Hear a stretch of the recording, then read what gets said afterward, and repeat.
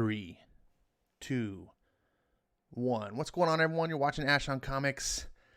My name is Ash, and it's another Ash on Comics live stream. Yay! Applaud, laugh track, all that good stuff. I don't have production values to make all that stuff happen. Hope you guys are having a good night. I'm having a pretty decent night. Got to watch some Mandalorian with my buddy,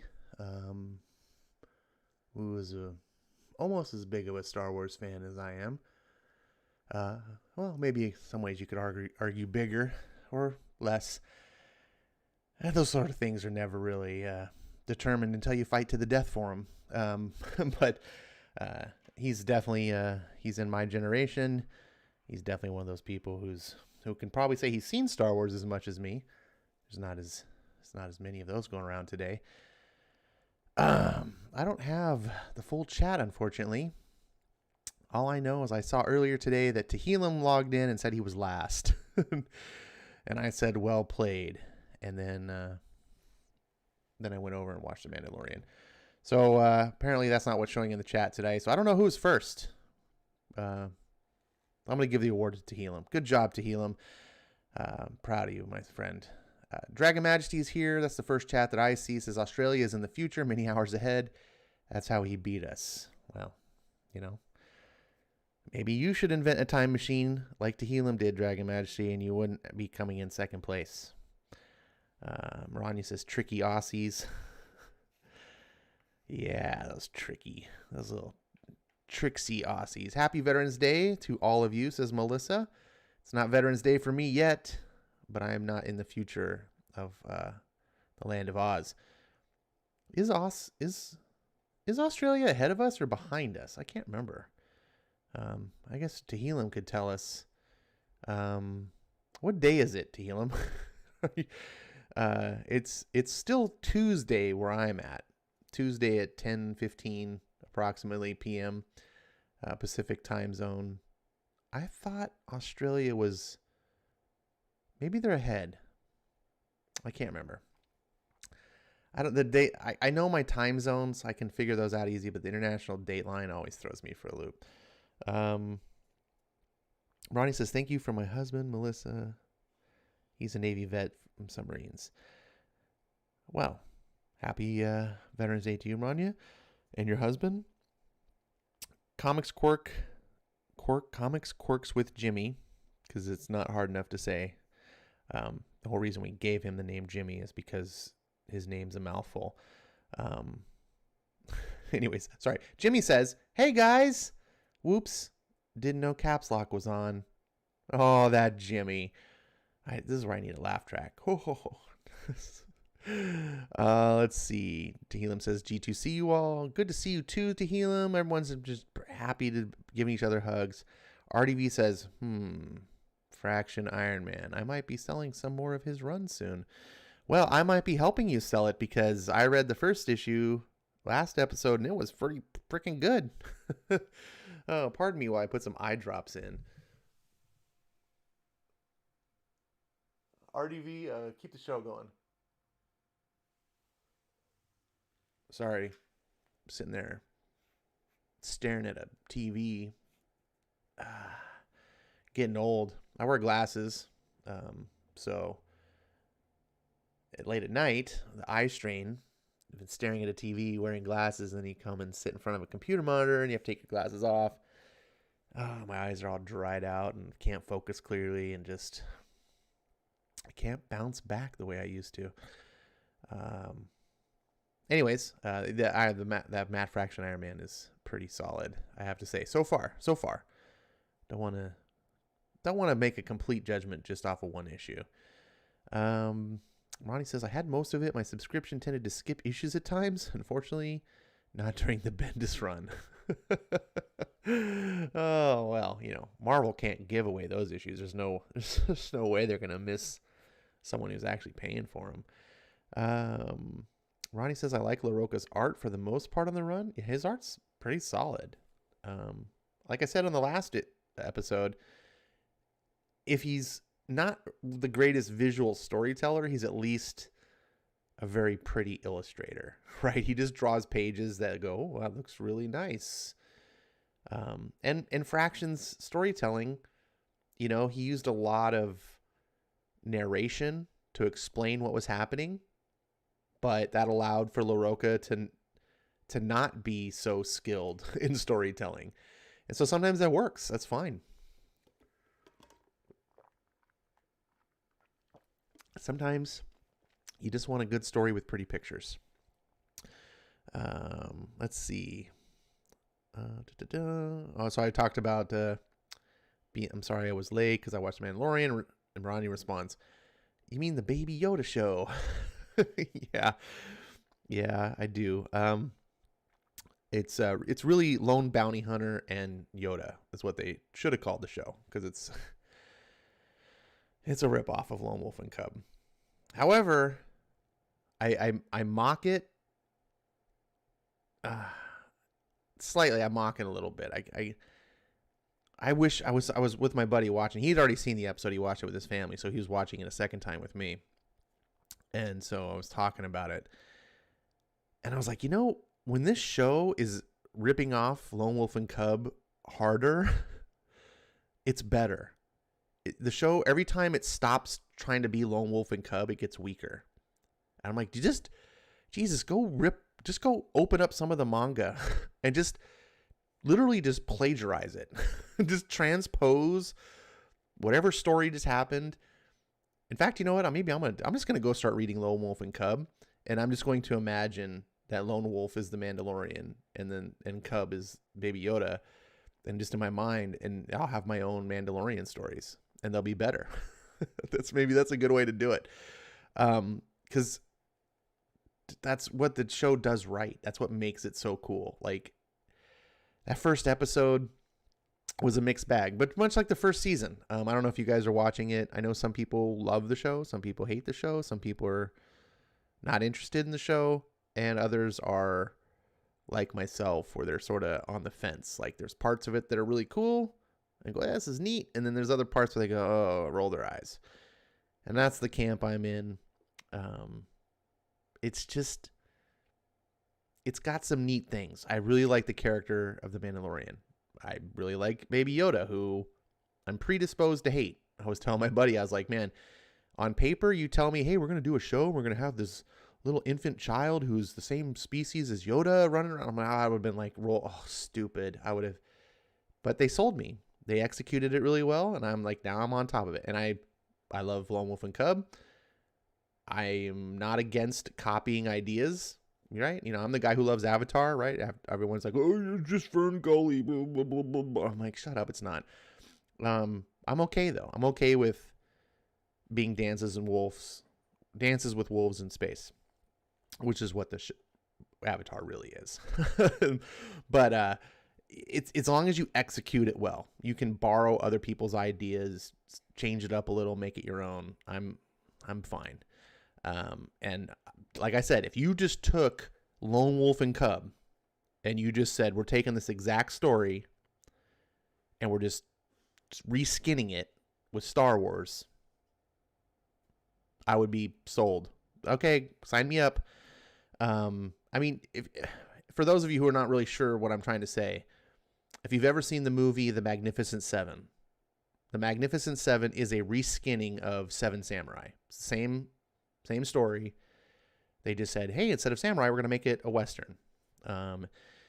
If you've ever seen the movie Fistful of Dollars, that is Yojimbo, also an Akira Kurosawa movie, just reskinned for Clint Eastwood Western. In fact, I've said many times, I would love to do a Star Wars movie. I would love to do a remake of Seven Samurai, but with Jedi, and make it Seven Jedi saving a village off somewhere in some planet. And maybe they're old, outcast kind of Jedi or whatever, and they have to come back together and save this village against a horde of, bandits or, gangsters. I don't know. I think you could do something really cool that the story fits really well. And that's just me. But my problem with the show is that it feels really corny at times. Like the first episode, I don't know if, for those of you who are watching, you'll know what I'm talking about. For the first episode, he revisits Tatooine because, of course, the show is full of fan service. Everywhere you go, the show is constantly like, hey, look, remember that thing in Star Wars that you saw that one time that you liked? You remember that thing? Look, we remember. We like Star Wars too. We put it in the story for you. That's constantly what the Mandalorian's doing. And there was Easter eggs just basically every time you turned around, you were getting hit in the head with an Easter egg in this. And some fans are like, oh, I like Easter eggs. And I'm like, yeah, I do too. But when you do them like just nonstop, they stop being special. It's just like, oh, look, another throwback. If you just do like one thing, then it's like, oh, hey, check that thing out that they did. That's neat. Be subtle about it. Be more reserved. That's my taste. But anyways, so they go back to Tatooine, and there's this mechanic woman that's from the first season. And I swear, man, I watch every scene with her. I go, this feels like the Star Wars holiday special. It's so corny and screwball. It doesn't feel like Star Wars at all. And I'm just like grown, like, oh God. It's just, but everything leading up to that point was cool. And then once she's out of the picture, it kind of gets a little bit cool again. There's a really, I don't want to spoil because there was a pretty big spoiler at the end of the last episode. But again, it's another throwback to fans. In fact, I'm going to admit I didn't even get it at first until my buddy pointed it out to me. And I was like, oh, okay, that makes sense. You see a person at the end of the episode. And I was like, oh. So basically, without spoiling anything, the episode wraps up. And then at the end, you see like a cloaked, hooded figure turn around who's been watching them and reveal his face. And so I just made this corny comment. I was like, oh, hey, look, there's like a cliffhanger thing about a mysterious figure that we never saw anywhere else in the episode till just now. And I was making fun of that because I thought that's poor writing. Like, you should have at least interjected him a couple times earlier. We were like, hey, who's this shadowy guy in the background kind of watching him? I think that would, and I still do think it would be better directing. And then my buddy's like, oh, you know who that is, right? And I was like, oh, you're right. But then again, I'm like, oh, God, it's another freaking throwback. So I don't like to spoil things too heavy, and the show is still pretty new, so I'm not going to. If for those of you who have seen the show, you know what I'm talking about. And if you have seen the show and you don't know what I'm talking about, like if you didn't get it either, talk to me behind the scenes and I'll tell you. Let's see. Rania is thanking him for his service. For my late father, William, was in the Army, and my brother Mike was born in the Army and Navy, and my late grandfather, Jimmy, was in the Army and was a scout and died World War II. Wow, geez, Melissa, he had a lot of family in doing service. RDV says, I'm also going to be selling some Punisher War General by fraction. Okay. Let's see. People thanking each other. Let's scroll down. RDV says, also just started issue 168 of The Walking Dead. This comic is really effing me over emotionally. Oh, man. What a journey, huh? RDV says, it's happy and then without warning, sad. Yeah. Kirkman can play your emotions. Rusty Deo's in the house. I feel like I haven't seen you in a while, Rusty. Welcome back. May I ask if anyone knows any alternative digital platforms to Comixology and Amazon Kindle? And ones that support indie comics uploading. Non-US also a good help if you know. There is a digital platform that's big with indies. I can't remember the name off the top of my head, but it's I used it to get a comic from oh geez, I forget the guy's name all of a sudden.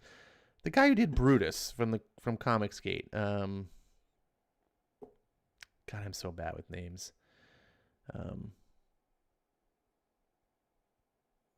geez, someone knows. Someone in the chat's gonna tell me. I'm just blanking on the name right now.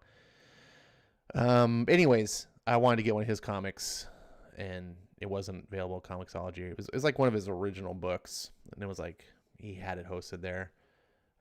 So I'll try to see if I can remember the name and put it out there. It's like comic. It had comic in the name, comic something. I bet you if you Google like independent digital comics, you'll come across that. I know there's also a service, Madefire. It's called Madefire, that does digital books. One of the cool things about Madefire is they do like animated stuff in their books sometimes too. It's a really neat platform as far as like technologically. Like it's got a great look to it, it's smooth. But I'm the kind of person who I want my digital, if I'm going to get digital content, I want it in one space. This is why it took so long getting into like digital movies and TV shows. As far as ownership, that is, not streaming services, that's different. But like buying a movie digitally. I don't want to like, I'll go on iTunes and buy this movie. And then there's this other movie, I go on and get it on Google. They're selling it. Oh, and then this other movie, I went onto Amazon and bought it out there. And then, this other movie, I went onto Vudu and bought it. And so the next thing I know, a couple years down the road, I'm like, I want to watch one of my movie. Oh, crap! Which library do I have it in? I don't know. And so I was like, no way, I ain't doing that. But nowadays, first there was Ultraviolet, and that's gone, unfortunately. But semi-fortunately, Disney replaced it with their Movies Anywhere service that pretty much everyone's jumped on board with because digital is the way of the future. I mean, and by digital, I mean digital download, not Blu-ray's digital too, but I think people just don't want to have to worry about the physicality. And I can hear people going, "Shut up, Ash! You know what you're talking about, physical ownership or nothing." Well, I get that there's people like that, but once you start getting your DVD collection into the hundreds, and you have a wall, it's just you realize I don't need all this, and I still buy physical, but I only buy physical now for the stuff that I really like, the creme de la creme stuff. If it's a movie that I just like, hey, this is a cool movie, I kind of want to see it again, kind of want to own it, I get it digitally, download it, on sale usually if I can. I don't have to have the special premium deluxe versions, and I don't have to worry about losing it. Like, oh, where'd the copy go? Oh, did the disc break? I don't know.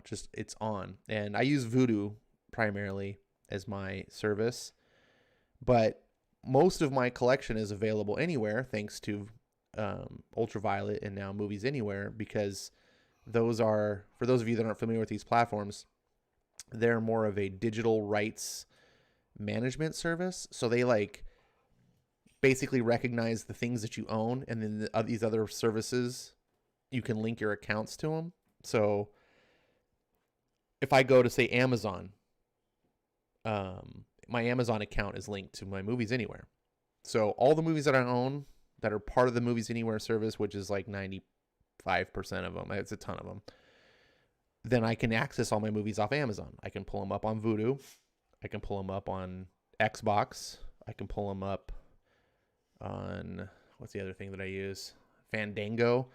There's lots of different services that let you stream movies. But Vudu's the one that I always buy from, because back in the day, they just had the best service. They automatically linked any movies you bought to Ultraviolet, which was the original thing. I just liked how they did things, and they always have really good sales and whatever. So you don't care about that. Let's see. RDV says, I can't wait till that Mandalorian babysitter finishes babysitting.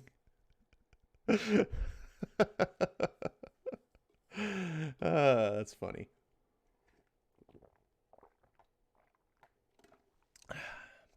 That's how the Mandalorian's going to wrap up on the final episode of the final season. We're going to see Baby Yoda's parents show up and be like, thanks, Mando, for watching our boy. And then like give him some money. And then he pulls off his helmet and it's like a kid. And they're going to be like, oh, no problem, Mr. and Mrs. Yoda. It was my pleasure. and he goes walking away, riding his bike, counting his money, and it's like the end. Babysitting. That'd be funny. Let's see. Melissa says, don't care about Matt Fraction or Kelly Sue or Hickman or any of the woke SJW douchebags over at SJW Marvel, aka Modern Marvel sucks balls. I personally prefer classic Marvel. Melissa, man, we got to do something about I don't know. I mean, I don't want to tell people how to feel. So you can feel however you want. But I would at least encourage you to keep an open mind. This Iron Man book that I'm reading, I'm right there with you. I don't like SJW bullshit. But if you can write stuff and it doesn't have SJW bullshit, then good. I'm going to give you credit where credit's due. And this Matt Fraction Iron Man so far is good. It's a legitimately fun story. Eric says, it's Veterans Day here. Stop living in the past, relic. Did Eric Breen just call me a relic? That's crazy talk. How you doing, Eric? Good to see you, my friend. Good to see you not sleeping. Fraction wrote a solid run of Iron Man. That's all I care about, says Maranya. RDV says it's 12:19 here in Wisconsin. Therefore, it's 1:19 p.m. here in Australia. That makes no sense. Rusty says, I read that back the front. Huh? What? I can't even read that comment. It's not even English. I hate typing on a Mac after using a Windows keyboard. Well, I mean, you should just hate typing on a Mac, period. Forgive me, I had this on mute and was just jabbering, thinking about it and starting. Eric says, Disney needs to do the right thing. Fire Gina Carano and expand Pedro Pascal's role. Be better, Disney. Well, they haven't done anything yet. I'm not going to be angry at Disney because fans called for stupid things. Like, I think that's a little bit premature. I'm going to hold fat to the fire that actually belongs in the fire.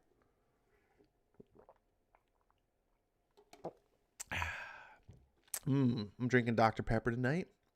I already drank a beer when I was watching the Mando, so I don't want to have another one because I'm just too old to have more than one beer. Melissa says, Disney ruined Star Wars, and they hate the past and are shitting all over the original trilogy, and they turned Luke into a pussy. I disagree about turning Luke into a pussy. That's not all what happened in Last Jedi. In fact, one of the biggest reasons I love Last Jedi, besides it being an underrated film in its own right, is that Rian Johnson saved Luke. Like, Disney can't fuck him up now. Like, Luke died on his terms. He saved the galaxy again. Rian Johnson understood that Luke was always the learner. That was his role in the Star Wars story, is to be the student of the Force. And he had one final time that he had to learn a lesson. He got to pass on his teachings to a new hero, which I always wanted the next trilogy to be anyway. That's like, everyone's like upset that it wasn't about Luke and Han and Leia. And it's like, I didn't want to see old farts in Star Wars. Like, I was under very much the impression that this trilogy was going to be Luke handing off the ball the way Sir Alec Guinness did in, the first trilogy, the original story. So that didn't upset me. I just wanted to see him get a send off that didn't spit in his face. And I don't think that they did. So I'm very happy. Last Jedi, I'm sorry that people hate it. That's all I can say. The other movies, though, yeah, trash. Rise of Skywalker, complete, utter garbage. And to that, I tell the Star Wars haters, don't be careful what you wish for. You bitched about Rian Johnson, and then you got something 10 times worse. You got JJ coming in, trying to clean up Rian Johnson's mess, and you realize it wasn't really a mess to clean up, but he made it, and he just shat all over everything. And he made Rey Palpatine all of the Jedi. Hooray. The end of Star Wars is Rey Palpatine being all of the Jedi. So brave. So I just love thinking about it. Let's see. Disney should get rid of the Mandalorian and Baby Yoda and keep Gina Carano as the main character. Yeah, that'd be terrible. I was talking to my buddy about that too. It was like, I've been hearing rumors how they want to do a spin-off series with her character, and I'm like, I don't even like her guest starring in the show. Like, you could tell in season 1 when she first guest appeared, you're like, okay, that's fine, this character, and then they kept bringing her back, and I was like, what are you doing? You're gonna make this a main, like, you're gonna make this like a main side character? Like, And now they're gonna go give her own show. You have the whole Star Wars universe, and you want to do that? Like, God, no wonder you're failing. I'm getting. Do you guys get an hourglass? Am I getting pulled? Oh, we're back. Sorry, I got all scared because I saw the little spindly thing. Let's see. Where was I? Easter eggs as bad as product placement in movies. And I think Easter eggs have their place. Man, I'll tell you what. In Predator 2, the best thing about the movie, Predator 2, because this is a mediocre movie, but at the end, when you see the alien skull inside the Predator ship, that was one of the coolest Easter eggs. And I was, as young Ash, I was like, what? That was badass. But that's an example of doing an Easter egg right. So, your miles may vary. I Am True Skills the series says, how you doing, Ash? How you doing? The robot mechanic's a sad replacement for Chewie, says Rusty. I don't think so. I think the pit droids were awesome. And they're right out of Star Wars. Like, I think the robot mechanics are cool. That stupid lady is just dumb. Just get her out of the picture. Let's see. Rusty says, Made Fire, I know. But they do a lot of moving books, and that's a lot of work. Brutus the Badass is Marania. Donald DeLay. That's his name. Donald DeLay was the guy I was thinking of. So yeah, I bought one of his early creator-owned books, and I had to buy it off this service. And I can't remember the name of it. I'm sorry that I don't know it. But like I said, if you Google search indie digital comics, you should be able to come across. Let's see. Last episode of The Mandalorian, Yoda's parents will still be paying him for babysitting. The Mandalorian will complain on r/entitled parents. Eric Breen says, Storytime needs to do the right thing. Fire Ash and expand RDV's role. Be better, Storytime. All right. You ready to take over, RDV? So you want to do this thing? I think one of the things that Eric doesn't understand is I can't be fired because I don't work for anybody, because I don't get paid to do this. I'm just some schmo who's lucky enough to have you guys willing to listen. So I appreciate that. Not all of you can be as ungrateful as Eric Breen, and we're all the better for that. Mandalorian will end up being killed by a space Karen or will come out as a victim, says RDV. I'm waiting for Baby Yoda to be revealed as a she, and the whole time, Baby Yoda, when it finally can learn to talk, and she's gonna say, "How dare you have been assuming my gender this whole time?" Get some life lesson. Let's see. RDV says, I will build back Storytime better. Come on, man. Storytime. Like Corn Pop used to give us.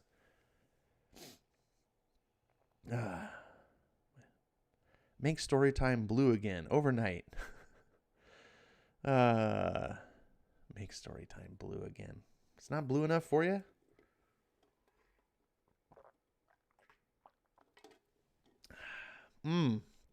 Dr. Pepper is delicious.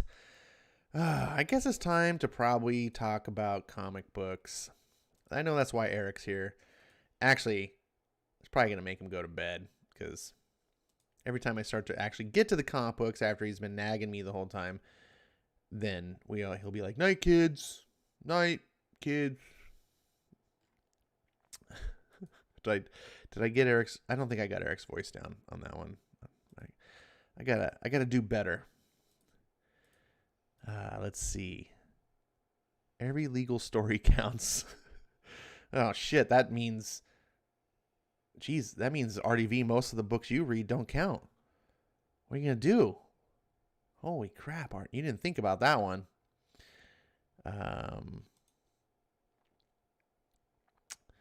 Look what Comixology is recommending me. They're recommending me Department of Truth, Stillwater. Stillwater wasn't even good enough for me to review. By the way, I'm just going to tell you right now, I'm not going to review this book. Stillwater is meh. It's meh art, meh story. Zdarsky, really like, doing great stuff on Daredevil. This book is whatever. It's a town where people don't die. Some total hipster dude bros show up in the town, cause trouble. People don't like them because they're assholes. Everyone's an asshole. Whatever. Who cares? You're done with the book and you're just like, I don't even care. Jimmy really loved this book. He loved this book. I think he reviewed it, or at least he talked about it in one of his videos. But even he's not going to keep buying this book because he actually doesn't love it. He doesn't have it in his heart to be cruel like Ash. But even he has to admit to himself he's not going to keep buying it. I heard Crossover is pretty terrible. I haven't read it yet. Why am I getting recommended all these books? It's probably because I read some indies and then they're like, "Oh, you like all the indies?" No, not all of them. There's some bad ones. Where was... look at Marvel's having a Wolverine Legacy sale. Not even for $3, Marvel. Not even for $3 am I going to read this fucking terrible ass shit. Star Wars sale. Marvel Star Wars is worse than Disney Star Wars. A bunch of indie stuff. Oh, here's Jimmy. Got some BRPD stuff. I never heard Jimmy talking about BRPD. Why don't you talk about BRPD, Jimmy? I don't even know what BRPD is. I need someone to explain it. That's a dumb name for a comic, by the way. If you're going to name something with initials, at least like shield spells a word. You're like, oh, shield, sword, spells a word. It's kind of corny, but BRPD, I'm like, oh, what is it? I don't know. Look, DC back in the 90s. Does anyone see a problem with these books here? One of these books wasn't a DC book back in the 90s. This book here, which I like, Deathblow, by the way. This is a book right up my alley. This is the book I like to point to when people when people try to argue with me that Frank Miller is one of the most influential comic creators of all time. And they're like, "Shut up, Ash. You know what you're talking about, man. Jim Lee was way more popular than Frank Miller." And I go, yeah. And Jim Lee copied Frank Miller. Because he wanted to be like Frank Miller. And this was the book that he did. This is Jim Lee trying to draw like Frank. Not draw exactly like Frank, but do... Because this was coming out around when Sin City. And you look at it. This is Jim Lee. And this is like... Honestly, I was disappointed when later on, years down the road, Jim Lee comes back to DC. When he did Batman, I was like, this is how you should have drawn Batman. Don't draw him all super clean like the way you do with your... That doesn't seem fitting for Batman. I wanted to see Batman be drawn like this. Anyways, I like Deathblow. And then DC changed him to be something completely different. But yeah, I just thought it was funny. He's like, DC back in the 90s. I'm like, this is not a DC book. This is an Image book. Whatever. Nothing matters at Marvel anymore. Wait, did I say Marvel? DC. What other stuff is on sale? Bunch of Batman Nightfall stuff. Now, that was definitely DC in the 90s. Man, Nightfall just dominated everything. Is there anything worth getting, though? I know Eric Breen is like, DC was where it's at. But I didn't really get anything. I did get some of the Sandman Mystery Theater because Sandman was all the rage. And I was like, oh, Matt Wagner, he does Grendel. That's cool. This was back in the day when I was like Jimmy. I was about Jimmy's age. And I, had a lot of starry-eyed things. And I was like, oh, Neil Gaiman's the best because everyone says so. It's like, Sandman's, Matt Wagner, he does Grendel. He's I didn't know what I was doing. I got some of these Sandman Mystery Theaters and I read them. And I really didn't understand them. So, it's just one of those things I go back. But people loved them. At least that's what I hear. I bought this series for the same reason. The Spectre, John Ostrander. When this came out, everyone's like, this is the next Sandman. It's so amazing. So I picked this up. I don't even think I read them, though. Because I was just like so not interested in the Spectre, but I was getting it because I thought it was the cool, like, awesome thing to get. DC just never really interested me. Except for like Batman. I could read Batman comics. But fast forward to today, now that I'm older, wiser, more mature, have more experience in comics, and also Marvel just completely shit in the bed. It's a lot easier to appreciate DC. Of course, they look like they're about to shit the bed too, and just go hold hands with Marvel and be like, "Let's shit in the bed together, yay!" You seen that? You seen that Elmo meme where he's like sitting on the toilet and he's like shaking side to side? I'm gonna make a meme of that, like DC. Anyways, there's nothing here. Nothing here. Let's get on to the first comic of the night. Shall we? You guys are here for comic reading. This was a fun book. I really liked the first issue that I read last time when Eric was not here sleeping. Let's see. Where I got to scroll up. Oh, you guys have been commenting a lot. RDV says, "I'm a Storytime reader elect. Concede, Ash." Eric says, "I found 20,000 Ash stories on the side of the road."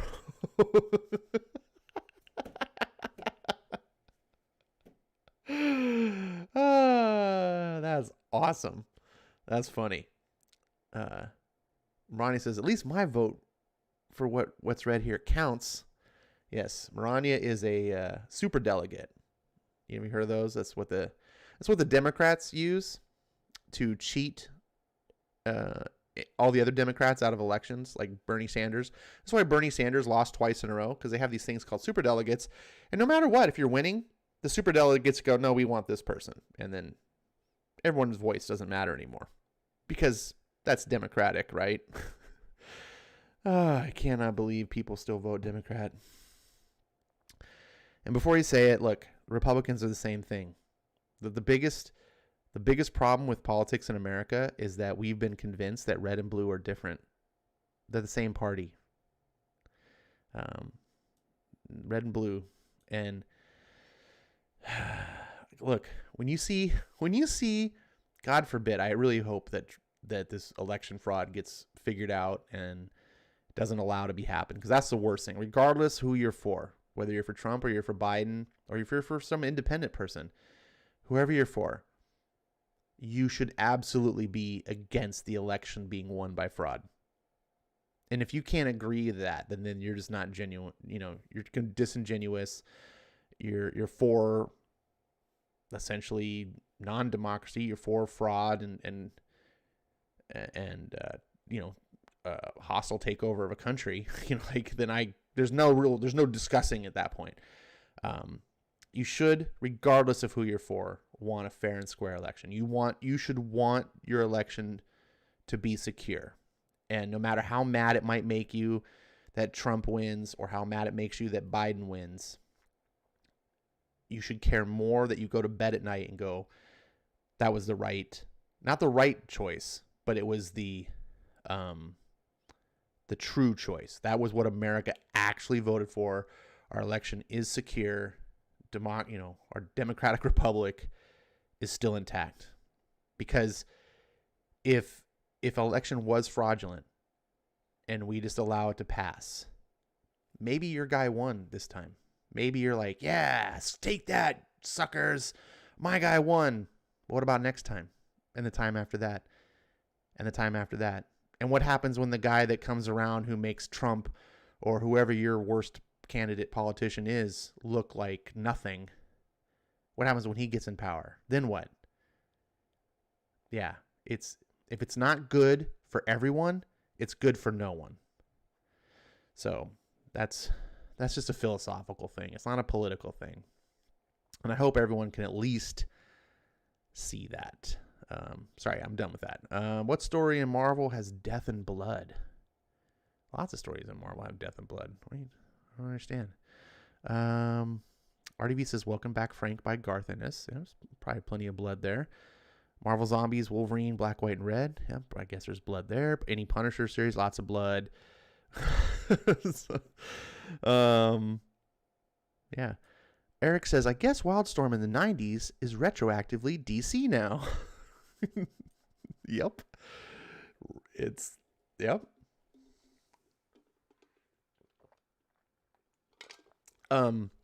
Except what about the issues where like Spawn guest appeared or Youngblood guest appeared? Do they get to have those issues be I wonder how that works. RDV says JSA late 90s. I don't know what you're talking about. Okay, I'm caught up with the chat. It's time to read a book before Breen goes all sleepy.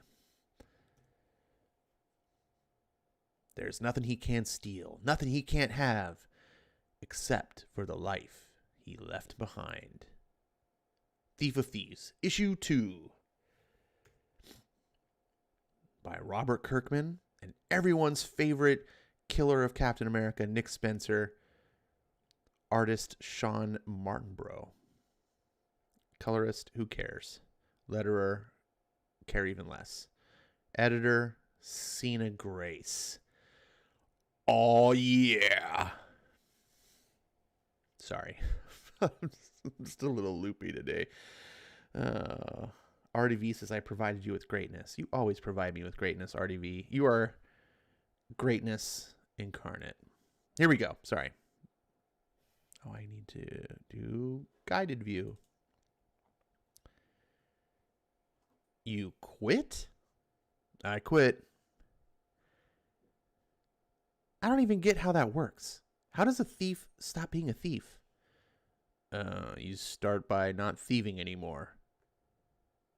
What happened to, they say these things aren't ours, we prove them wrong? I guess they aren't ours after all. Nope.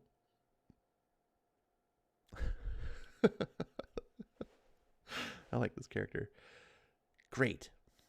Did you find the Lord? Celia, please. I'm just trying to understand this. What are you going to do? Get a real job? I've got a little saved up. And what about me? Check your bank account. I left you a nice severance. You know that's not what I meant. Beep, beep. Sorry, I have a call. No, you don't. I have a call. Is this why you're doing this? Her? Some privacy? This is just sad.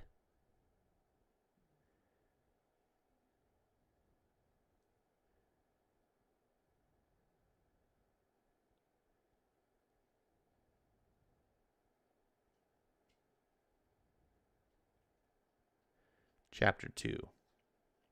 The Thief and His Wife.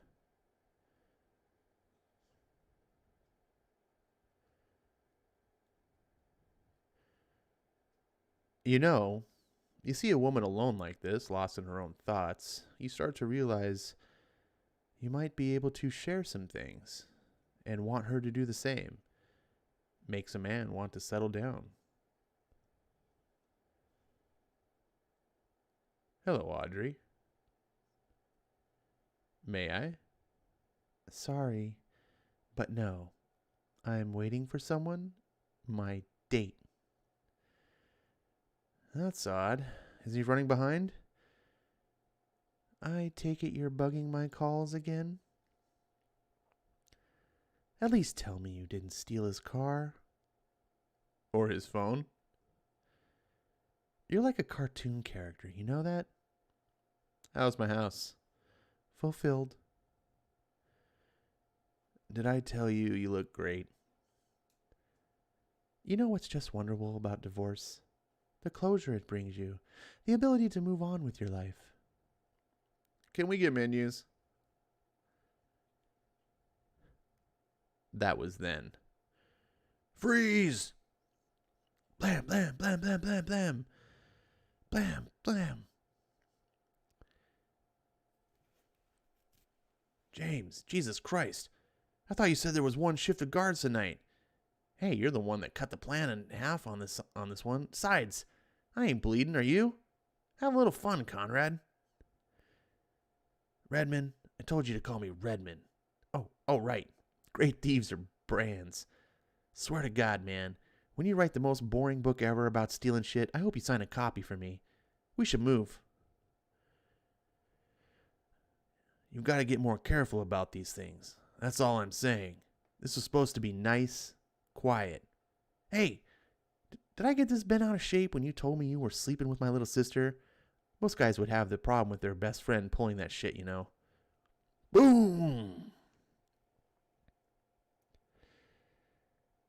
Funny day to make a thing of that.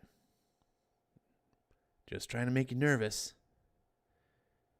She's not going to be happy. Yeah, well, $10 says she hit you first. And harder. Listen, while we're on the subject, and before this jump ends up killing us both, one more thing I should probably tell you.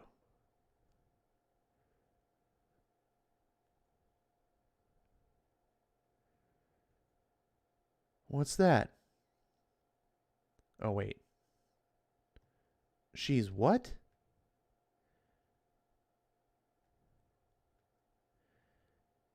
This is now. I came here to tell you I quit. What? Drinking? Womanizing? Ignoring my many restraining orders? The Venice job.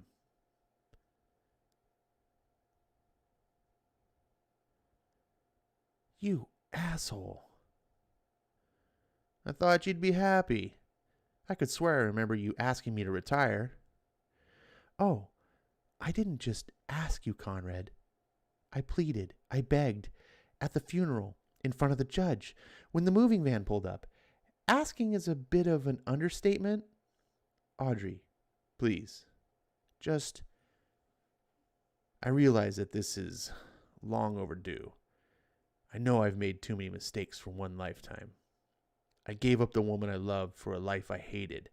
I walked away from a treasure that was all mine to chase another man's riches. I hurt you. But there's nothing I can do about the past now. All I can do is tell you that I want you back. I want our life back. No. You want to tell someone what a fool you've been all these years, Conrad? That you've seen the error of your ways and you want some kind of, I don't know, forgiveness? A fresh start? Fine. That's great. Just great. Don't bother telling me, though. Tell our son.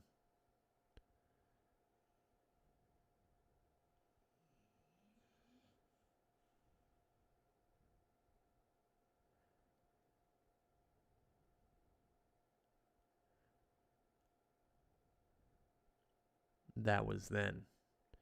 Go, go! You motherfuckers. Oh, hello, Audrey, dear.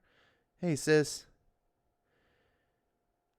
They're shooting at us. You specifically told me no one would shoot at us, James. It was a simple in and out, you said. Yeah, well, apparently you fall for that line all the time. You told him? What? Man's gonna be an uncle. Figured he should know. Pregnancies have to come to term for that to happen, Conrad. Probably why most men don't usually ask expectant mothers to be the getaway drivers in jewel heists. I told you, baby, this job was worth it. I bet. So, just what score was worth putting your long-suffering girlfriend and unborn child in danger for you, jackass? Oh, you know. Nothing much.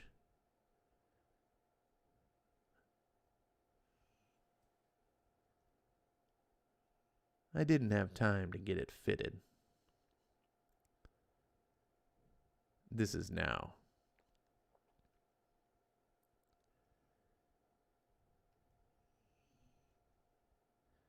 Click.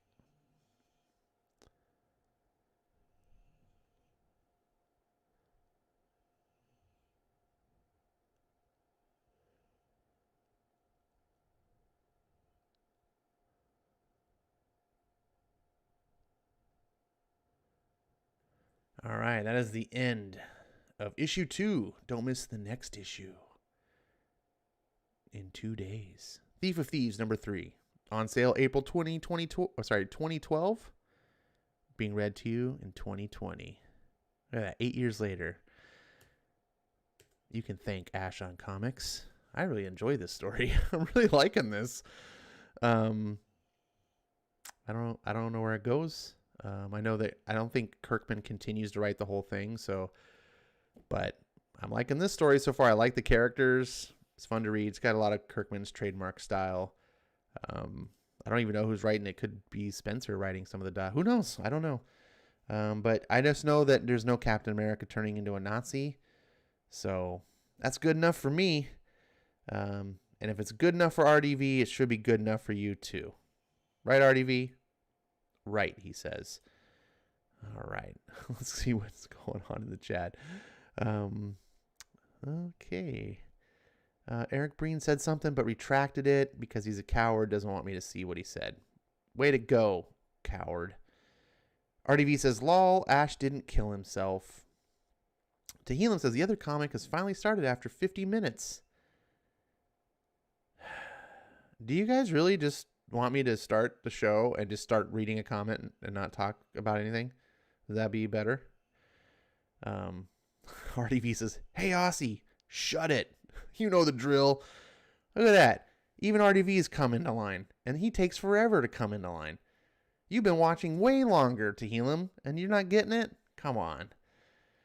RDV says, Ash may take longer, but he always delivers. Aw, yeah. Eric says, that's not what she said. Well, at least I know who my real friend is between RDV and Eric.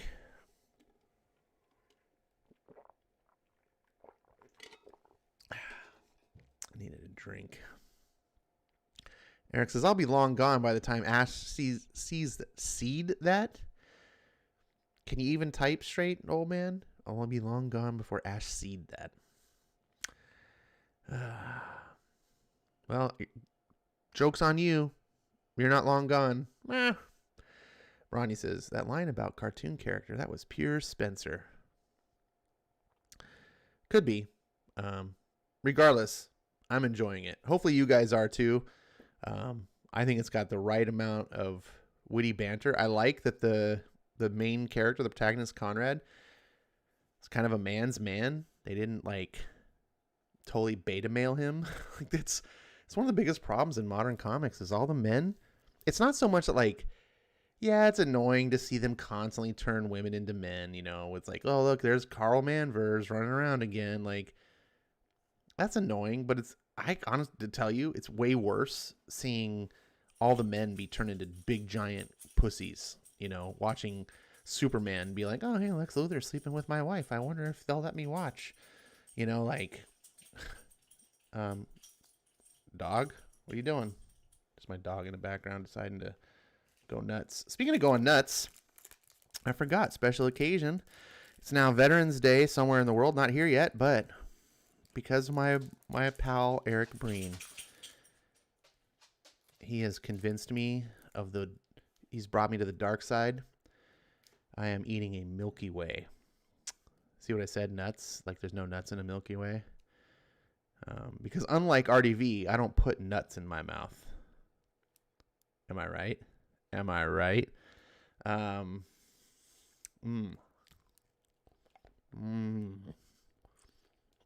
sweet, creamy indulgence of Milky Way in your mouth. Eric, you love having Milky Way in your mouth, don't you? This is the Simply Caramel one. It has no nougat. It's just chocolate covered caramel. And you can't go wrong with that. I love caramel. The trick on these that I discovered is the caramel in the Milky Way is like really soft. So if you put it in the fridge, it hardens up. That's right. It's got to be hard before you put it in your mouth. All right. Moving along. No, I can't move along because now I'm chewing on this thing. Eric, take over. Be funny or something. Make people not leave.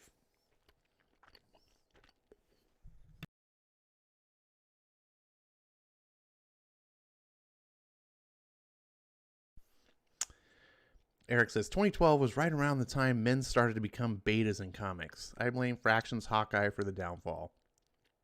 I knew Fraction was involved somehow. Knew it. RDV says, you cannot talk to the Storytime elect that way. I just found story fraud in this past 7 episodes, says Eric. Language, says Maranya.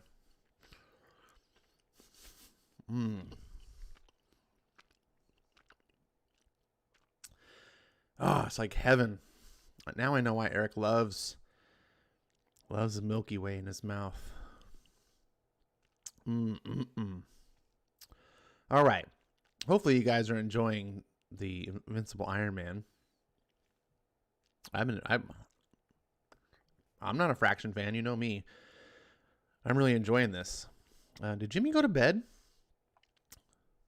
Jimmy, I was making fun of you, but I was doing it friendly.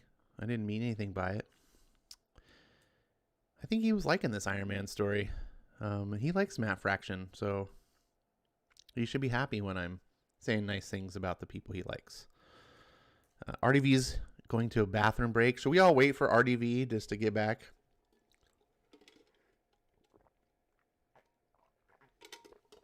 Probably. I'm thinking if he's funnier than me, that we should probably wait.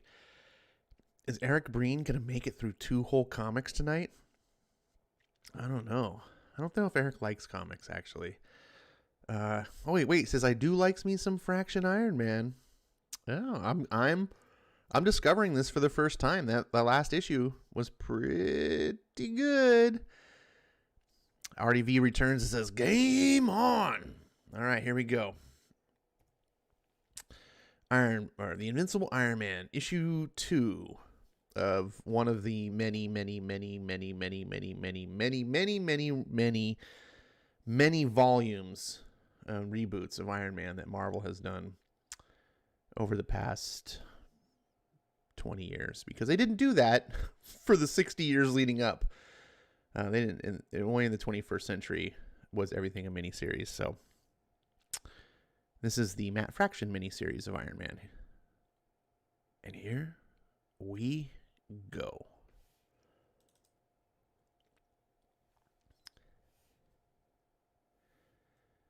My armor has 7 advanced genocide mechanics troops tracked and targeted.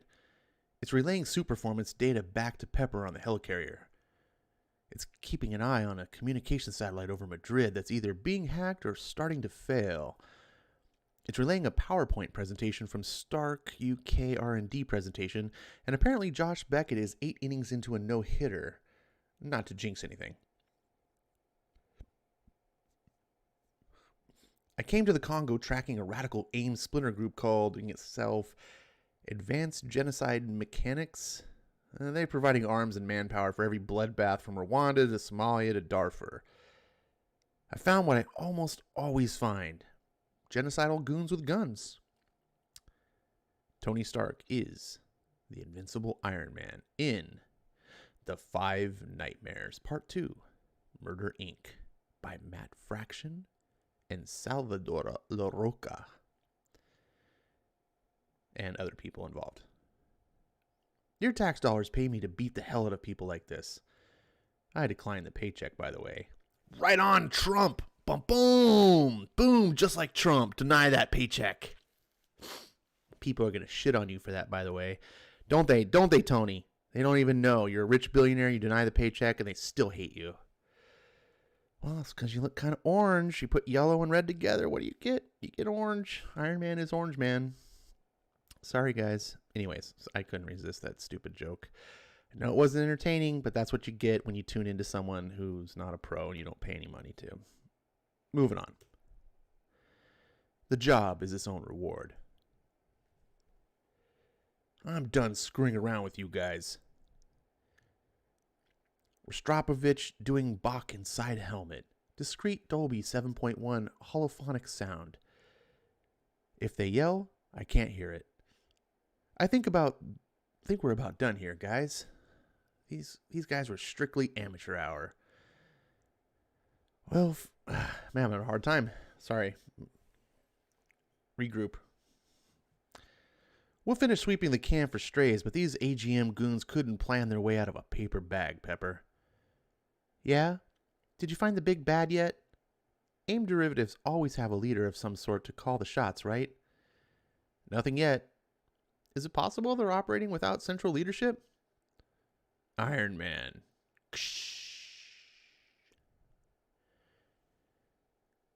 Wherever murder becomes industry, you will find AGM. Whenever humans scream for mercy to a god that does not hear, you will find AGM. Wherever the streets run thick with blood, you will find AGM. I am MoDog, and you are dead. MoDog stands for Mental Organism, designed only for genocide. The House of Ideas. They just never run out, do they?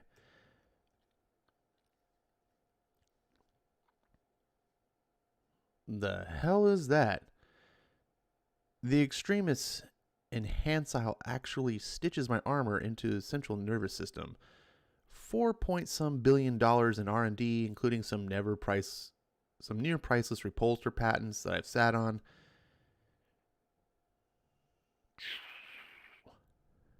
And yet I still get around by good old-fashioned jet engines in my damn boots. Can't escape science, Tony, no matter how fast it can take you. The same basic tech, the same physics that sent Jaeger across the sound barrier, that sent Apollo men to space and beyond, and you can't erase the heat signatures from the equation. You can't beat the classics. Fly and carry the wrath of the seven hells with you. Unleash your unholy fire upon the American super pig. Note to self. Pull everything in on the research archives on any kind of alternative propulsion tech that we've played around with. I need to not have giant rockets strapped to my feet anymore. Wait, are they rockets or are they jets? Because those are two separate things. A high school education would teach you that, Matt Fraction. Anyways, moving on. Sorry, I'm not trying to pick on Matt. So the thrusters are a problem. Heat countersinks in my soles cool the thrusters off to allow for a quick landing. So think laterally for once in your life, T. Wait, he calls himself T? He just called himself T? Well, at least he didn't call himself T-Dog. Maybe that's next. Sorry. Moving on. Cut thrusters. I have to say rewind. Sorry. This is one of my pet peeves, if you can call it that. It's more of an annoyance, not really a pet peeve. Ever since they came, this is a visual that I thought was pretty cool to use in the movie. And then now every artist decides, that's what we're going to do, is draw Tony's face inside the suit. No, see, in movies you have a budget. And putting Robert Robert Downey Jr.'s face in front of a camera and then putting up some computer graphics to make it look all techy is a good way to get around spending a lot of money. It also puts Robert Downey Jr.'s face on the screen, which sells tickets. In comic books, you get to show this sort of stuff. Not this. You don't need to show this. You show this. You show that. That's what we want to see. Sorry. Moving on. Tony's falling. Cuts the thrusters. No more heat. Apparently, modern missiles in the 21st century are still heat sinking, which they're not. But I'm not going to get into that. Just pretend. No, I mean, just a comic reader. We don't know anything about actual military ordnance.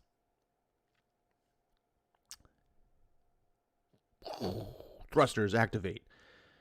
Get back on site. Put them away. Genocide, annihilation. These are the watchwords of. I creep up on 800 miles per hour as I get back to camp, which means I get MODOG in my hands when a sonic boom hits.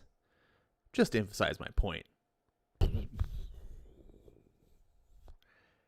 Yeah, see, that's the stuff you get to see in comics. No budget.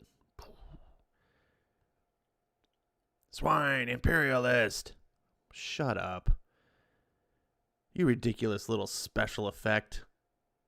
Ascending through the troposphere, creeping up on the planetary boundary layer. I hope MODOG feels the blood freezing in his veins. I'm almost certain he's calling me a fascist and an oppressor. I can't hear him. To make sure, I turn up the music. Rostropovich raps Suite Number 6 as MODOG becomes a murderous little satellite. I don't know if he'll ever land. I don't care. Advanced genocide mechanics, a terror cell devoted to eliminating a whole people on behalf of the highest bidder. Everything down there is changing. And we're all up here playing by the same old rules, fighting back the same old nightmares. Cool shot. Pep, I'm heading back to the action site. The big bad has been dealt with. Our guys have got AGM shut down and they're waiting for you, Tony. Forensics teams have already started going through the base. The suicide bombings in Tanzania weren't these guys. I can feel it in my bones. These guys, they think too old-fashioned. They fought man to man. There were no suicide tactics, no zealots, no fanatics. They're all wannabes.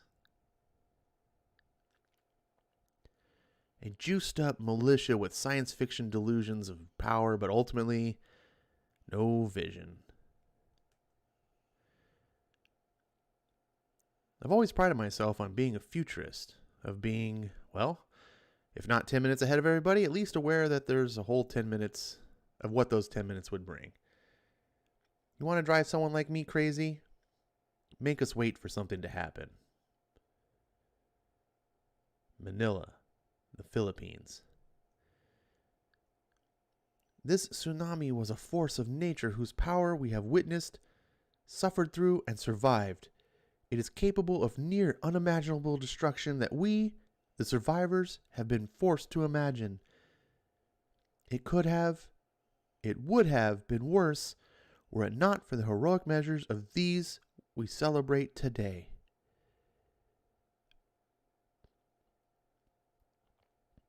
Red Feather, St. George, Mighty Mother, and Anitan,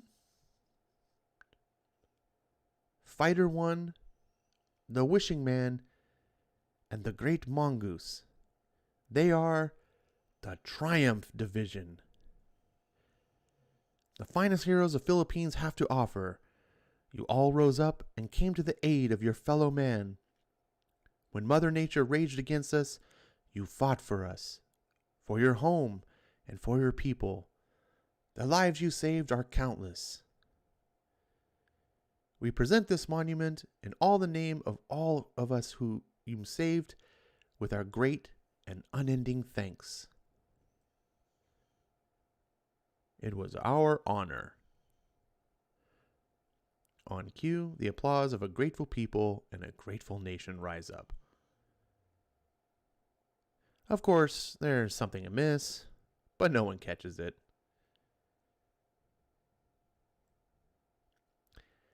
Anytime you do one of these, something like this will happen. An old woman wants to touch you, or a superfan looking for an autograph stands a little too close to the team, or monks break the rope line and come bearing flowers. Everyone smiles through it, no matter how many flower wreaths the monks present, and I'm telling you, these are always the shots that end up on the front page. Always. St. George! St. George! Yes, sir? Die! Why is it so hard for us to imagine the unimaginable? I think because that means we're accepting that, on some level, even an imaginary one. Wishing man, it's a trap. The monks, wish them away. We wish. On some level, we sanctify the unimaginable by granting it credence. On some level, it means we believe it could happen. That somehow, somewhere in the world,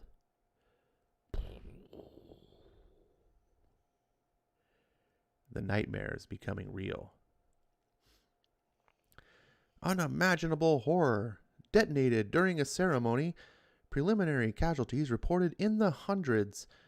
Claiming responsibility. SHIELD en route to investigate. You ain't seen nothing yet. Praise the Lord, Mr. Stain. Praise him. He is rising. He is rising through you, Mr. Stain. Yeah, glad you like my work. Your work? God performs the most holy miracles through you. God had nothing to do with this. But clearly the Lord has cloaked you in the skins of the 7 devils to... You know what I liked about you, Sparky? You paid in paper, you paid in euros, and you shut the hell up in between. You start blabbering on me about your cause, and I'm going to seriously reconsider our relationship. My God. Just give me a moment. Okay, hi. Forgive me, my friend.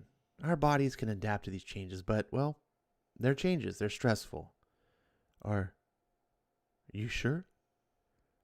Because I thought you were about to kill us all. Ha! No, that'd be bad for business.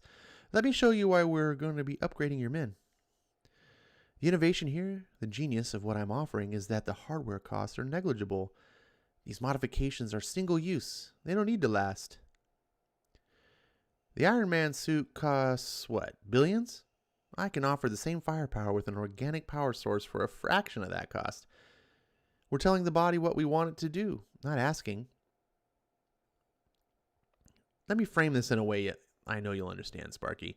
This isn't evolution. This is really intelligent design.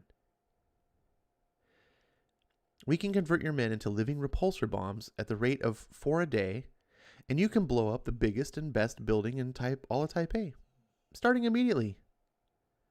This is unacceptable, puts it kindly, Mr. Stain. I'm sorry, I didn't realize you required a suit with a whirlpool and all the other amenities. I thought you chosen ones got to heaven after your sacrifice. Look, Sparky, you want to be treated like a fat cat? Go find another fat cat. But SHIELD will have you made the minute you walk through the door. We have no base. We never stay put more than 96 hours. We don't have bank accounts. We don't even have IDs. They can't stop us because they don't even know we exist. This isn't the future of warfare. This is the face of asymmetrical warfare. Welcome to the 21st century. So, this is what the future of war looks like, huh? Come on, Rhodey. We're piloting neutron bombs with face masks. Did you really expect anything less? And the entire Triumph division was wiped out. that seems to be the case. Preliminary reports suggest, and I can't believe I'm even saying this, that the bombers were in holy robes. There were no survivors. This is monstrous. Al-Qaeda used women with Down syndrome in marketplace bombings last year. Someone using killers dressed like holy men was inevitable.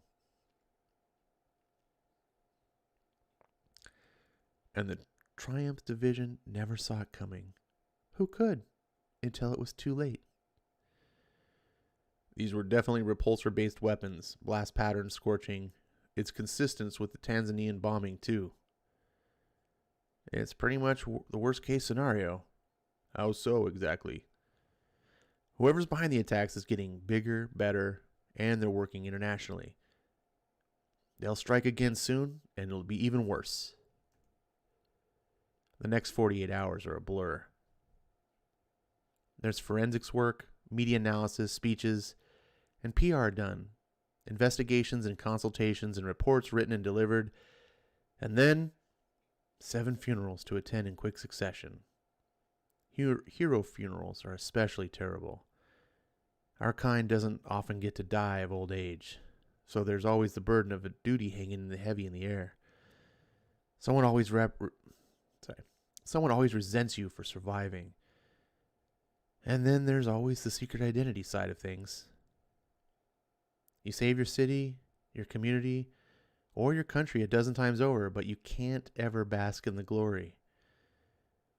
So these things that should be national days of mourning and events that deserve to be attended by weeping thousands end up only pulling in immediate family and co-workers. Eternal rest grant unto her, O Lord. Thor, look at me. Come on, man. Look at me. And let perpetual light shine upon her. Don't make this about you and me. Come on, give me something. May she rest in peace. Amen. May her soul and the souls of all the faithful departed, through the mercy of God, rest in peace. Don't be, for once in your life, don't be you. About this, give me a krakoom. Amen. After services, we do the avoidance tango as long as we can, managing to stand everywhere except side by side or face to face. We shake every hand we can except one another's. Finally, I can't stand anymore, so I say, Thor. Aye. Nice of you to come. I didn't know you were, Anita and were friends. She was the embodiment of the goddess in the wind of rain. She had thunder in her veins and lightning in her heart. I do not expect one such as thee to grasp. This isn't about us, man. You dare? You don't get to blame me for this. Anytime you want to get back in the game, let me know. Humph, tink. Pardon me, Iron Man. I am needed elsewhere. Of course. Chip the suit. Safe travels. Tony? That self-righteous stubborn chip my suit. Tony? What's your ETA to Taiwan? The Stark Dynamics Gala starts in 2 hours, whether you're there or not. But considering how much has gone into the project and the entire paycheck that I spent on the McQueen gown I'm wearing, I'm on my way. The dress looks good. Thank you. You know where it would look better? On your floor? On my floor. That line actually work? Sometimes. You date morons. You know, any smart hot girls on the market? I'll keep my eyes peeled. You'd think at a big gala like this, there'd be somebody, right? Stark Dynamics is an international think tank. I've spent a few years and a few dollars putting it together. A global consortium of brilliant people given a year to come up with a big idea and then all the power of Stark behind them to execute it. We'll see what happens.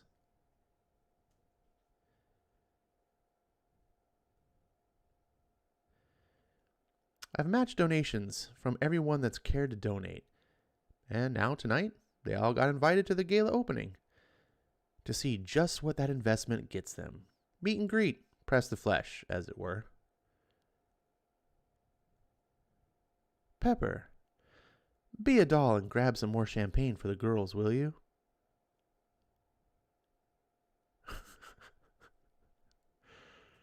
Sorry.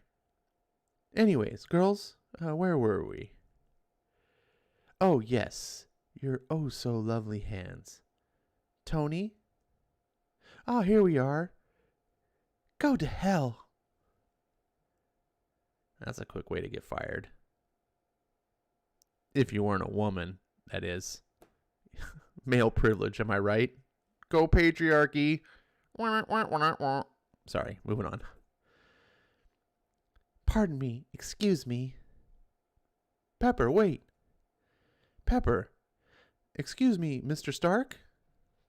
Hi, excuse me, Oh, I'm sorry. You have somewhere else you need to be? Because I can come back. I've waited this long. What's a little longer, right? I'm sorry. Do I know you? Yeah, we met for like 2 seconds in LA not too long ago. But you were working and I had somewhere to be. You know how it goes. I'm Ezekiel Stain. Hi. God is great. God is power. What do you mean? Where am I? I don't know. I'm in a Taipei outside of the new big giant building. Hang on. I'm looking for Tony.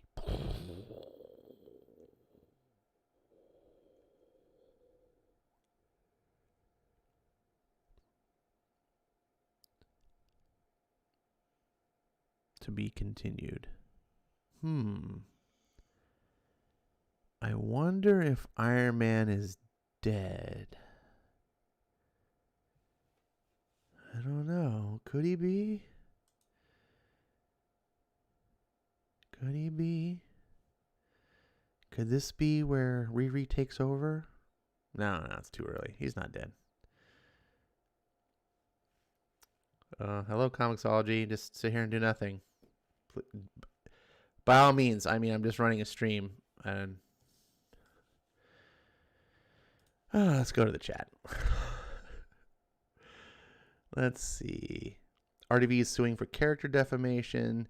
Eric says 2012 was right around the time men started to become... Oh, we already talked about that.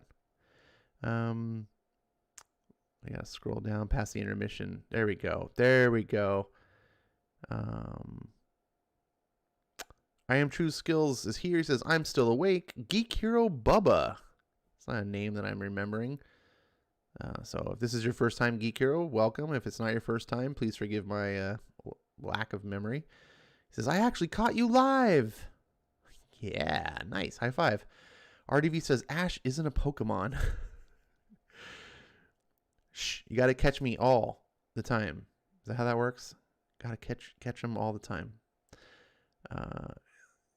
Geek Hero says, he's still on the ball. I mean, on the ball. Yeah, see, that's right on. Ronnie says, to be fair, they did that before the movies, if I'm not mistaken. Now, to be fair, I wasn't reading tons of Iron Man before the movies, but I don't remember ever seeing it before the movies. Anyways, whatever. I guess I'm a little annoyed at that because I feel like they do it all the time. Fraction didn't do it that much in this book, so I feel a little better. But some of the books I've seen in the modern era, you're just like, Jesus, every time. It's just like, look, you just have pages of Tony just talking from inside his helmet. You're like, this is a comic book where we want to see Iron Man blowing shit up and shooting missiles and lasers and flying around. Not seeing Tony's face talking into the camera. That was where my point was going. But Fraction didn't really do that, so I forgive him. Eric Breen says, Ash's top 10's foods. Number 1, In-N-Out Burger. 2 through 10, not applicable. Computer Robots is in the house. We need to see the top 10 American food video. Oh, wait. See, that's what happens when I read backwards. Ash's top 10 favorite foods. So Eric just answered that. So I guess we don't need to see that video now. Thanks, Eric. Dragon Ball says, I missed the beginning. Yeah, you did. That's what you get. Snooze, you lose. But fortunately, it'll be on replay, so you can watch it later. Because that's how I roll. Am I right? Or am I right? Let's see. Geek Hero Bubba says, I read these. I enjoyed it. I love the hammer tap. That was a pretty cool spot. I like that too.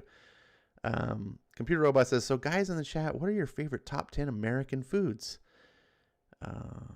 Computer's just asking that because he's trying to become more human. And so he's trying to fit in and blend into society before he eradicates us all and subverts us to our computer overlords. So be careful of giving him too much information to make him realistic. Geek says, meatloaf is definitely my number one, and I'm too lazy to come up with the rest. Do I like some good meatloaf?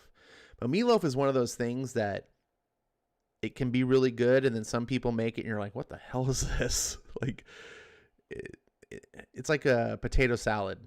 Like, man, I love a good potato salad, but then some people make it, and I'm like, oh, like everyone makes it different.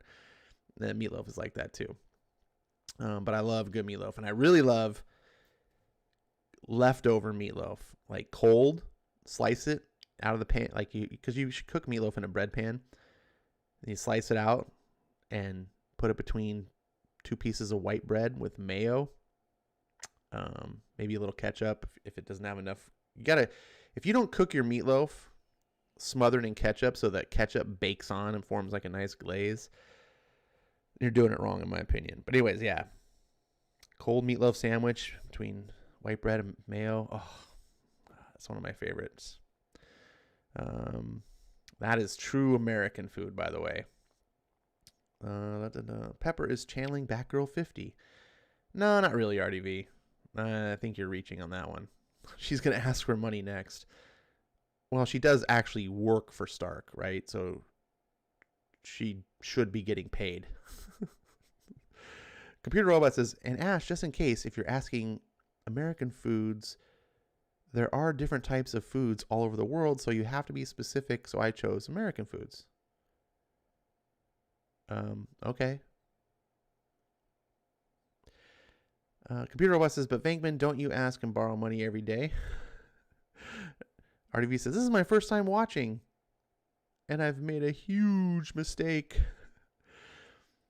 Ronnie says, Pepper is not channeling Batgirl number 50. She has the right to do what she did. All right, hold on. No. Why does she have the right to throw drinks in Tony Stark's face when he's her boss and this is his function? And it's probably riding millions of dollars on the line. How you, like, come on. No, you don't get to do that. Sorry, Pepper. You don't. Maybe later when you're in private, throw something in his face. Like, yeah, you'd get fired. If you didn't, but she's got the female privilege, so she's not going to get fired. And also, look, I get that they're trying to fan the chemistry, between the two, and I kind of actually like it, to be honest. But she's the one playing hard to get. Like,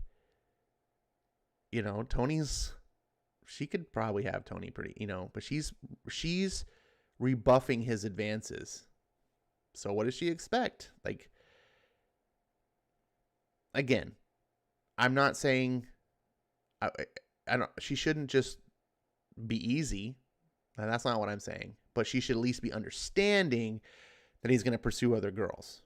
Not be like all pissed off because, anyways, I don't know why I'm going into this. It's like it's an episode of Archie or something. By the comics. Not really an episode, an issue of Archie. Eric Breen says, my mom's meatloaf was drier than the Stephen Wright monologue.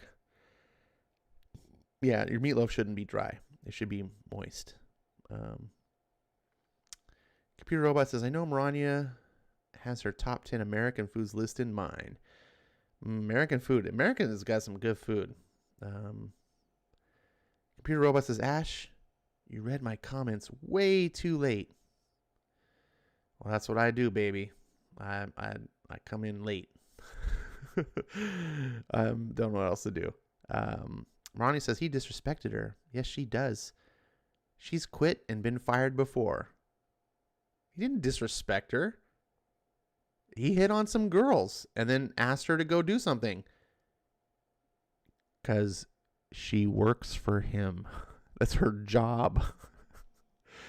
You don't get to throw drinks in your boss's face because he asked you to go do something and you're jealous and you really want to knock boots with him and he's not knocking boots with you because you spurn his advances. That's not how that works, Mark. I'm sorry. We're going to have to agree to disagree. The family dog ate well on meatloaf night, says Eric Breen. Oh, man. You're not supposed to feed the dog human food. You're a bad dog owner. Well, folks, I feel like we're at the end of the chat. I did a pretty good job getting through that chat. I do say so myself. I hope you guys are reading good comics. I don't hear you guys ever talking about them, talking about food. So you must be Marvel fans, because that's what Marvel fans like, right? People talking about food. Computer OS says, looks like my Ash is going to have to put up with 4 years with that person that I'm not going to talk about. Well, we're all going to have to put up with whoever is there for 4 years. All I care about is that we don't live in a country that has stolen elections. RDV says, that dog died a week later. Wow. Why would you laugh about such a thing? You're so cruel and insensitive. I'm a dog lover. I don't laugh at dogs dying because Breen is a terrible dog owner. Shame on you. Eric says, we're a lifestyle brand kind of chat. Right? Oh my gosh, totally. I'm going to turn Ash on Comics into a lifestyle brand. That's what I'm going to do. I'm really looking forward to my In-N-Out burger tomorrow, by the way. Man, tomorrow's going to be very burger centric because I'm having In-N-Out for lunch because it's comic book day. And I'm having homemade burgers for dinner because I cook all the dinners here. And for some reason, I planned the menu so that Wednesday became burgers, and it just fell that way. Normally, I wouldn't do that. So I'm going to have burgers for lunch, burgers for dinner. But I love hamburgers, so what are you going to do? I'm certainly not going to complain. More like the National Enquirer? That doesn't even make sense, RDV. Are you in the conversation, or are you like watching another stream like you normally do? RDV likes to watch multiple streams at the same time. He's probably forgetting which one he's commenting in.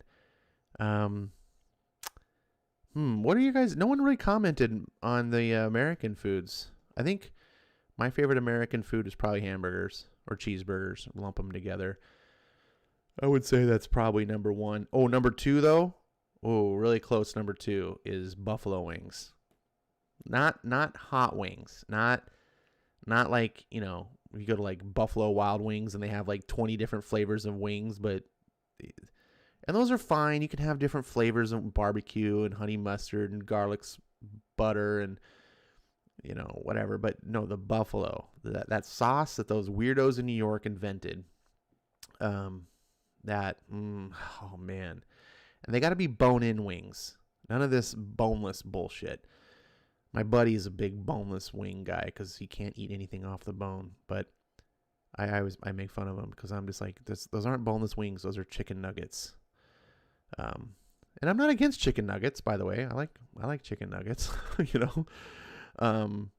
But just call them what they are.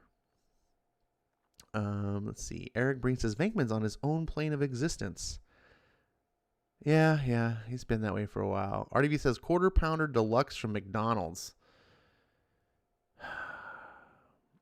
Everyone should have pity for RDV. He does not have many choices up in Wisconsin.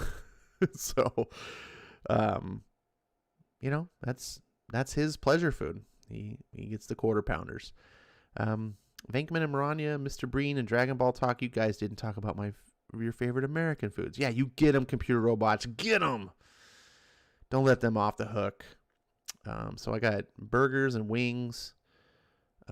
Surprisingly, pizza's not that high on the list for me anymore. And before you say pizza's not American food, you're wrong. Pizza's an American food. It was invented in America by Americans who were also Italian.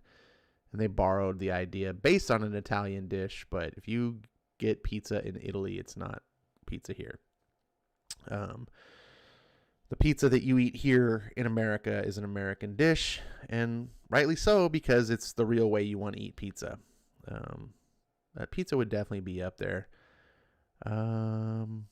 Shrimp and Milky Ways together? Oh my God, Eric. Blasphemer. Microwave cheeseburger, says Dragon Ball. Oh, you know what's going to be right up there for me? American food? Macaroni and cheese. Oh, yeah.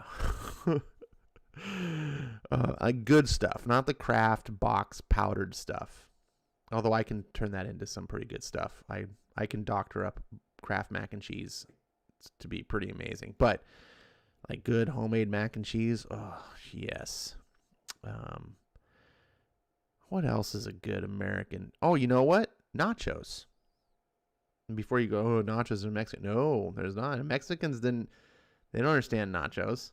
In fact, it's funny because, here in San Diego, which is probably the best place in America to get Mexican food outside of Mexico, in San Diego, bar none. I've been all over the country. You can get okay Mexican food here and there in some places, but San Diego is it. It's like New York is to pizza, right? Or what other cities are famous for things? Chicago is for hot dogs, maybe. I don't know. New York is to pizza. Like San Diego is the Mexican food, bar none. And you go into most Mexican places, they don't even call it nachos. It's like chips with cheese. Or because a lot of the Mexican food out here is Baja style. So carne asada is a big thing. And it's like carne asada chips. That's what they call it. So yeah, real nachos, like not real nachos, Americanized nachos, where it's cheese sauce and meat and beans and sour cream and guacamole. And we just load it up and fucking turn it into a big fat American fest. Let's see. Dragon Ball says dollar microwave cheeseburgers from the dollar store. RDV at least says White Castle sliders. If you're going to do microwave burgers, I can do those White Castles. I do crave those once in a while. But I have to do the cheeseburgers, the White Castle cheeseburgers, and I have to put ketchup and mayo on them. Not mayo, sorry, ketchup and mustard. So I nuke them for a minute, pull them out, spread them apart, put some ketchup and mustard. And sometimes I'll chop up a pickle, little like a pickle slice. They normally you put multiple, like just one of them, but like chop it up in little pieces. I don't know why. That's just because I always have to doctor things up. Bourbon bacon burger at Denny's. Do they not have like good food out there in Wisconsin, RDV? Oh my goodness. What else is good? American food.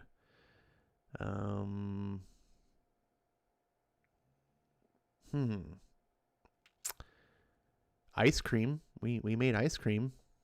Does that count? It's not really a meal, but I love ice cream. American food is the best. I gotta tell you, we make good shit. Oh, and dude, you could open up the whole Cajun menu because I forgot Cajun is American food.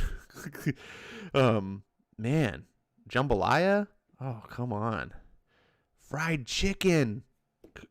Come on, fried chicken. Ooh, RDV says, you're too liberal when it comes to food, Ash. Don't be a snob. If I was liberal, I wouldn't be a snob. That's the opposite. I'm conservative. You're too liberal. You're the one that accepts everything. I'm very conservative. Only some things. I'm very limited. That's conservative. Liberal is the opposite of limited.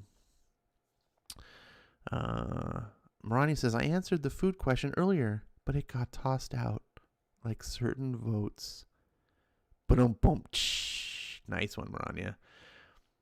Marani says, creamed chip beef on biscuits is great. That's interesting. That sounds very similar to an American dish that I like called SOS, a.k.a. shit on a shingle. But it's not proper to say shit on a shingle, so you say SOS. If you guys know what SOS is, you're a real American. I'll bet you Eric Breen knows what SOS is. Don't you, Eric Breen? Maranya might know too, but I'm guessing RDV probably doesn't because he's a millennial. I don't think they pass that down. I like SOS. Yeah. I'm trying to think of other. No one's really jumping in on this whole American food thing. I think the I think the lifestyle brand is failing. Maybe we should go back to comics. RDV says, I had a burger that had barbecued pulled pork and a poached egg on it. It was yummy. All right. That sounds pretty cool. Ronnie says, it's exactly that, but on biscuits. Oh, okay. I'm not a big biscuit person. Although biscuits and gravy is pretty good, and that would be kind of similar, so maybe that would work. But I like to do shit on a shingle. One of the keys to do shit on a shingle better than the normal way is to use Texas toast. Because everything's bigger and better in Texas, right? Next stream, we're going to talk about the top 10 Canadian foods you guys like. They don't exist. RDV says white or brown gravy. Well, white gravy on biscuits and gravy, and brown gravy on pretty much everything else. SOS is the military term for cream chip beef on toast. Yes, I guess it's a military term, but also you got to have peas. It's chip beef, peas, and a roux, which is like the cream sauce. And it's cooked together, and then you pour it on top of bread. It looks like bird shit on a shingle. It says even better on waffles. Ooh. RDV says outrage. Brown gravy is better than white. Well, it is, like on mashed potatoes and turkey and things like that, but breakfast gravy goes on biscuits. Or chicken fried steak. You got to put breakfast gravy on. But brown gravy, put that on waffles, mashed potatoes. Not waffles. I say waffles. Put that on French fries. French fries with brown gravy is pretty good. Breen says, I'm off to find an all-night diner. Good night, kids. Oh, good night, Eric. We're going to miss you. Everybody, it's time to wish Eric a good night. Good night, sleepy Breen.